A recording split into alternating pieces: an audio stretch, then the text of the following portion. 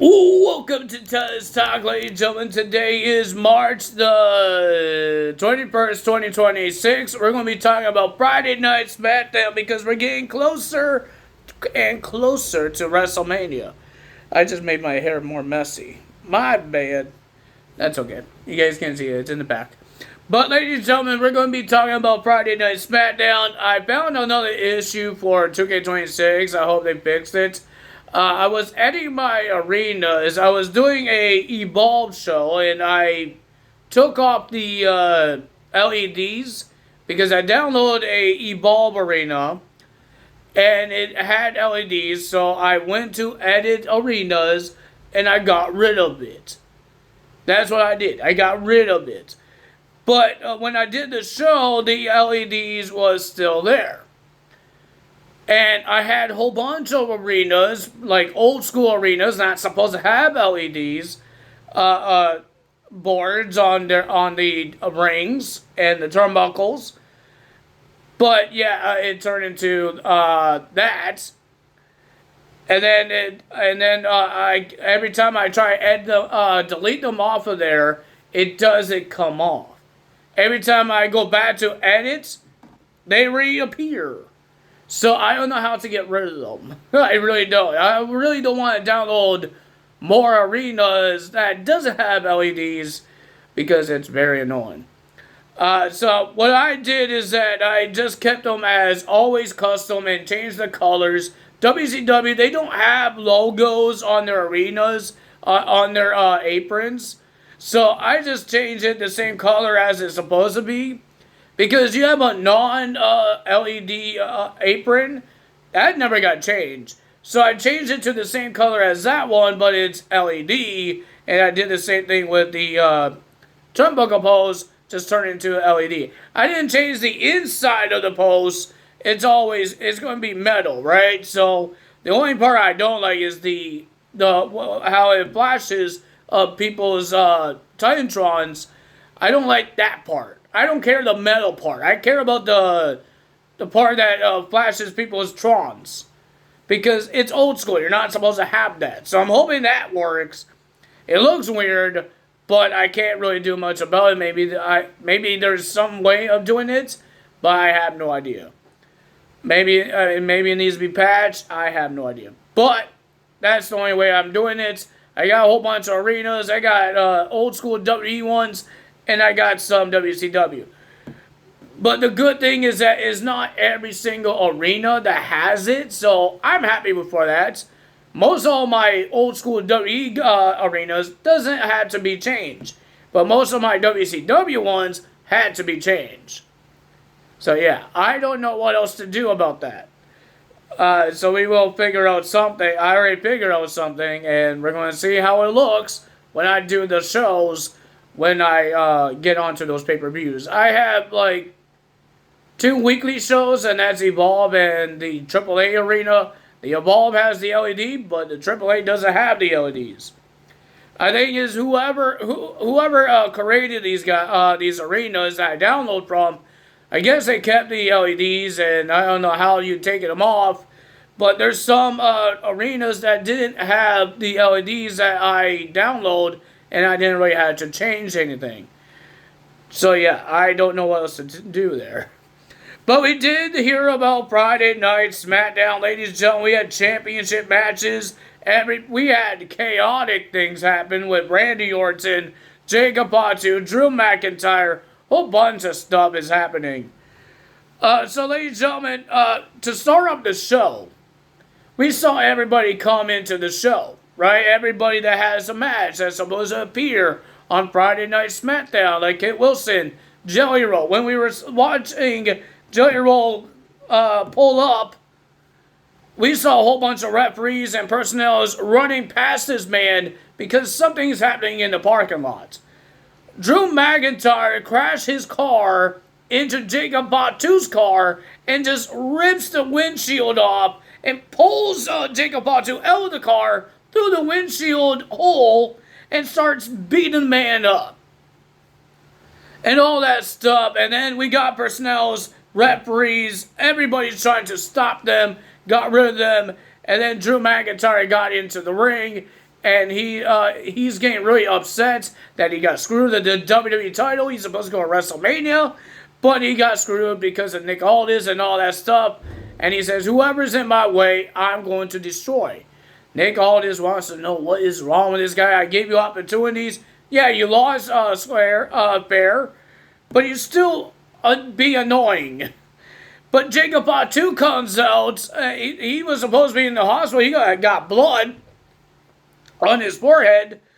But he still comes out. He comes out and attacks Drew McIntyre. Puts Drew McIntyre on top of the announce table. And then it looked like the personnels and the referees kind of stopped Jacob Fatu. They put him where the audience is. Behind the barricade where the timekeeper is. But Jacob Fatu says, I don't care. I'm going to jump over this barricade, jump onto this barricade, and jump onto Drew McIntyre onto the announce table. This brawl did not end because we saw some backstage segments with Solo. Solo's getting mad at MFTs. I'm going to tell you guys why about that. But when Solo was talking, and then we just saw Jacob Fatu and Drew McIntyre destroying each other, and end of the show, I would tell you guys more about that as well when we get to the end of the show. What else we have? We got Randy Orton explains why he attacked Cody Rhodes. He still loves Cody Rhodes. He still loves him as a brother, but he doesn't want his legacy to be like that he's a nice guy. Making people happy, making fans happy, signing autographs and all that stuff. He wants his legacy with championships.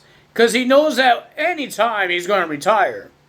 But he wants his legacy to be that he wins more championships. He wants the 15. And he says he will do whatever it takes to be a 15-time world champion. I think John Cena did the same thing, but it was 17-time. So Randy Orton, and then, ladies and gentlemen, in backstage, Jelly Roll talked to Randy Orton, tried to help him and be the Randy that he knows that helped him at SummerSlam and all that stuff. But Randy said, you're right. But he did attack Matt Cardona. Because Matt Cardona had a problem what Randy Orton did to Cody Rhodes. Because remember, Matt Cardona is best friends with Cody Rhodes. Remember, Cody Rhodes helped him get into AEW, have a match in AEW, and all that stuff, and now they're in WWE together. So Randy Orton just attacks Matt Cardona and says, get all my business and all that stuff. And Joey Rose and Randy Orton says, what about Matt Cardona? I kind of messed that up. Joey Rose says, go apologize. And that's what he did. And then he was talking to this a person on the phone like he did on Raw, said he's going to make it right. I'll tell you guys more about that at the end, because that was the end of the show. Ladies and gentlemen, we have a Jelly Roll and Kit Wilson rap/poetry battle. Kit Wilson called out Jelly Roll. But Jelly Roll wants to fight Kit Wilson.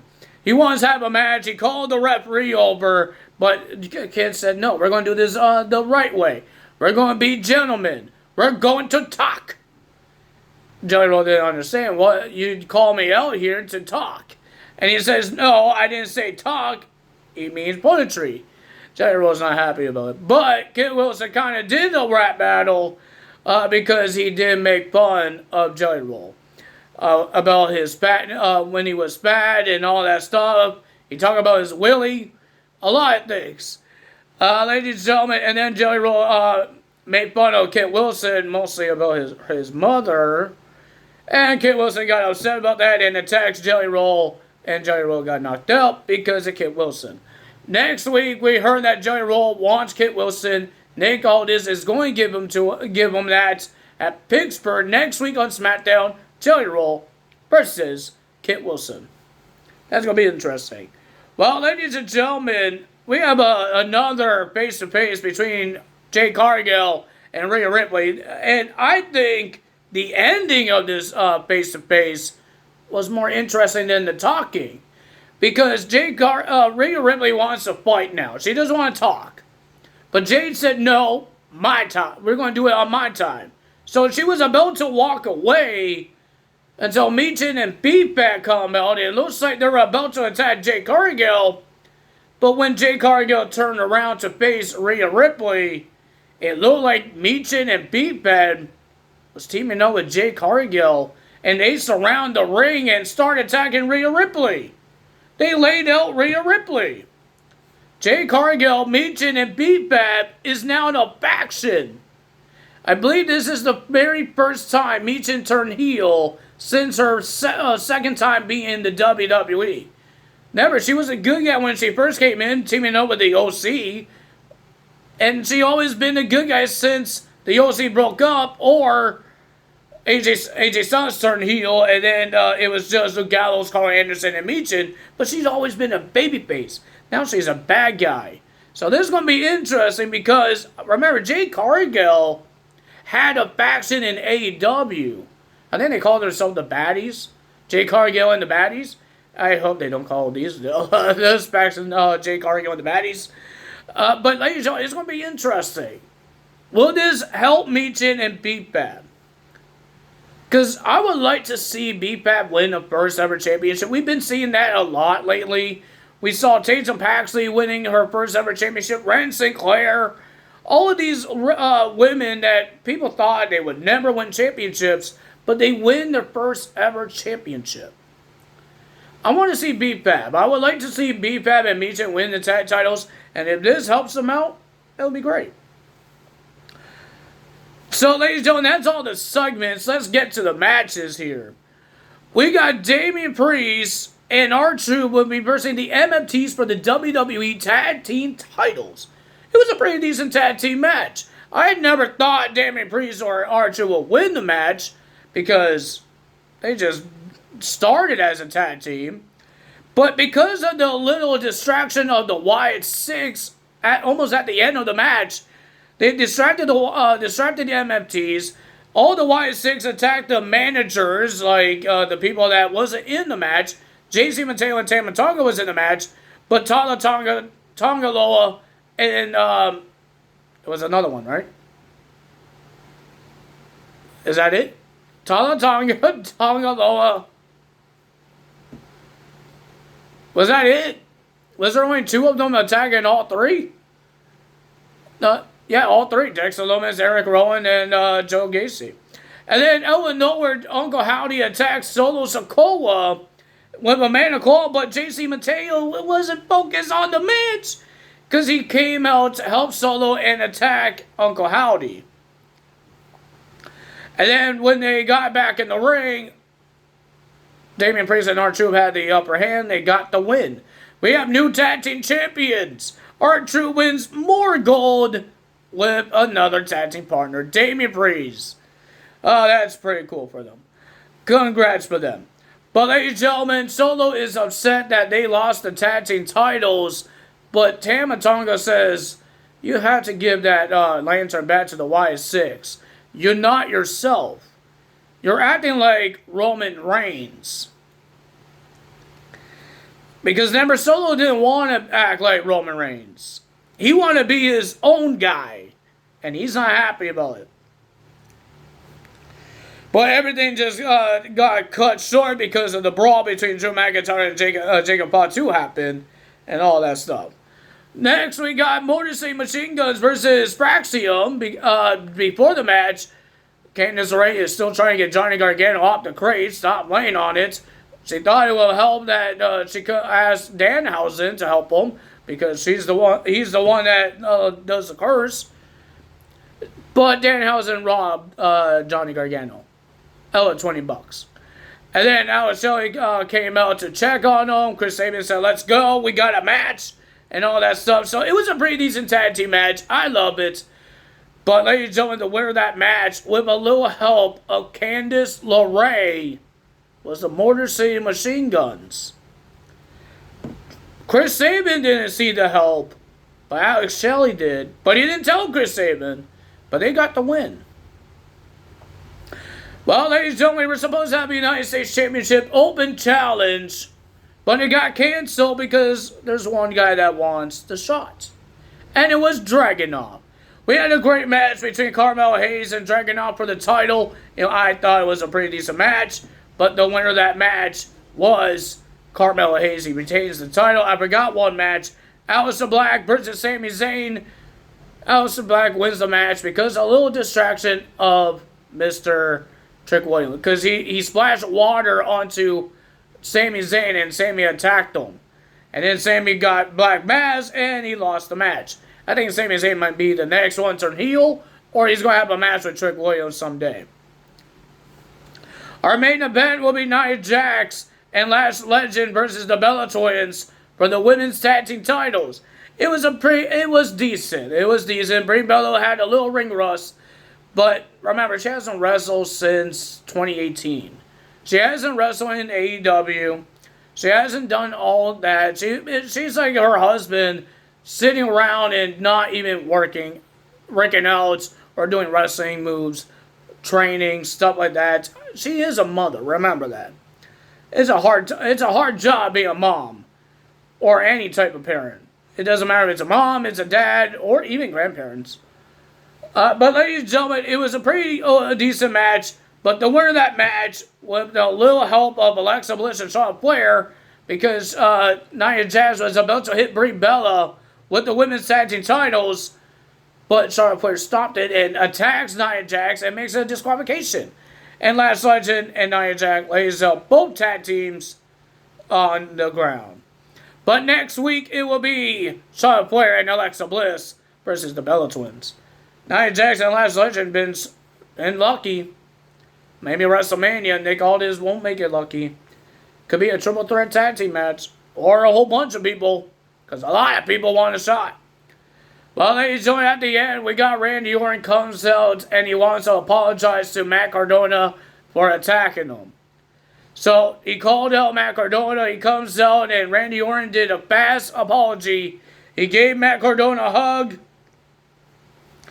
He shook his hand, and he did a low blow. And he wants to do the same thing what he did to Cody Rhodes, to smash a chair in the face of Matt Cardona inside those steel steps. But personnel and referees stopped him, so he thought a better way to hurt him. Puts him back in the ring, wedges a chair on the arm of Matt Cardona, and smashes it. He stomps on it, and almost breaking Matt Cardona's arm. But ladies and gentlemen, we saw on the Titantron, we saw Drew McIntyre and Jacob Fatu fighting off of some ledge, and they're in the parking lots. But Nick Aldis couldn't get to them because there was a shut gate. He couldn't he couldn't stop them. He was yelling at them, stop. But they jump over this railing and still beating each other up. And they fell off the railing to end Friday Night Smackdown. Well, ladies and gentlemen, if you guys enjoy this video, Smackdown was chaotic. It was crazy. But ladies and gentlemen, if you guys enjoyed this video, hit the like button, leave a comment below, hit the subscribe button, hit that notification bell, and I will see you guys tomorrow. No, I don't think we're going to see you guys tomorrow. I don't think there's a pay-per-view happening tomorrow. Tuesday for Monday Night Raw results. Time is out. Bye.